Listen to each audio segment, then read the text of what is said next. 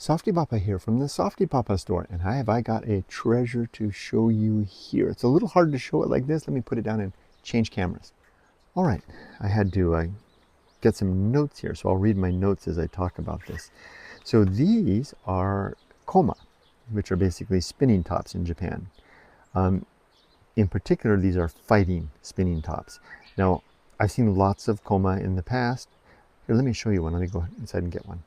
All right, I just popped inside and picked up these two tops right here. These are also koma or fighting tops, metal. And each of these is listed in my store as well. Now, these are not included in the sale. I'm just showing these by way of illustration. So this is a more typical type of koma, fighting top, metal. And this is the type that we often see most of all, with this wooden body, an iron spindle, and then an iron rim, and held together and secured by nails. And it would spin, and the spinning part, the metal part, would hit each other. They would fight in a little arena and hit each other and knock each other about. These are a special type of koma called Be-goma, and you may be familiar with that term from the term Beyblade, right? Let's go ahead and put these two aside, because I don't want people to be confused by those. Those are not part of the listing. You may have heard of Beyblades, which are a popular type of a top used in the international setting. And it does come from that word bay. Another term for this is, I'm going to blush a little bit when I say this, but it's chin-chin-goma. Why am I blushing? Because chin-chin means a man's thing, right? And when I learned about this from my father-in-law.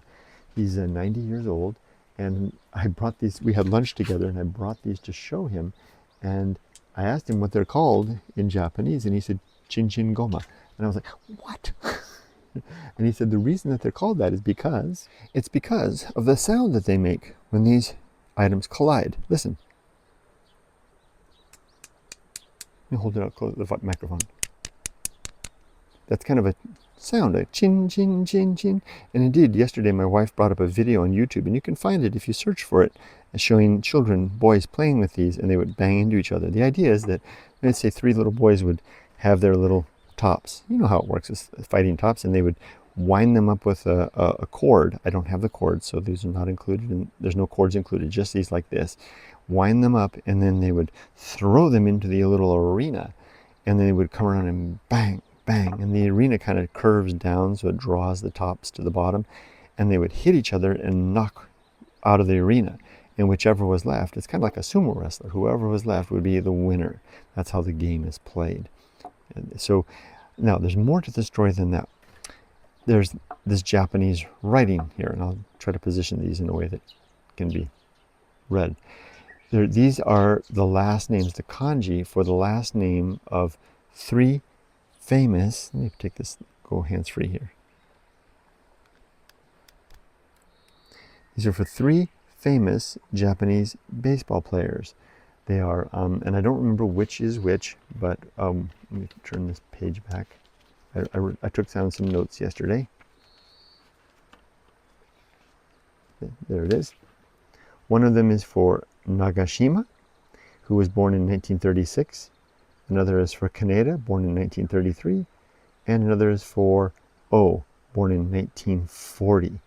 You can see my rough idea of the kanji there. So I guess that this one here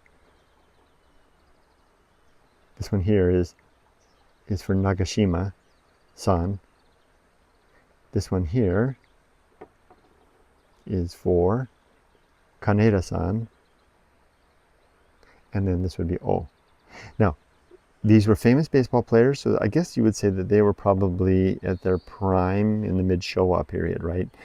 The mid-Showa period being 1926 to 1989. What's interesting is my wife, and I'll include the photo after this, I picked these up. There was a box of probably about 20 of these, and I picked these 3 up at random. My wife actually found a photo that she sent me of all 3 of these men standing together for a photo, because they were all on the same team, the Giants here in Japan. Now if you take a look on the other side, they look like drops of lead, or not, they're not lead, lead's not the right word, iron, little drops of iron in good shape. Now I thought these would make a nice little paperweight, right? You could use it that way. You could use it for a decorative item. I think this would be very interesting. It looks like the boys, because there were probably almost certainly boys that had these took a little bit of time to, oh, let me get you to focus that. There we go, nice and focused there. I had colored it in some way. This one too, the white coloring. Now these are, of course, having no coloring here, having been well used. They're beat up, they're dinged, but I think they look pretty good shape. A nice little collector's item, a fan of, for anyone in the fan of Japanese games or baseball fans. If you want these items, there's a link in the listing in the just down below to the purchase link. If they've already been purchased, I do have other tops in the store as well. I like these. I'm going to be keeping an eye out for more of these in the future and adding them to the store. I appreciate you dropping by to have a look. Oh, I think I already dated them, plugged all that other stuff. Here's a couple photos to look at. Take care.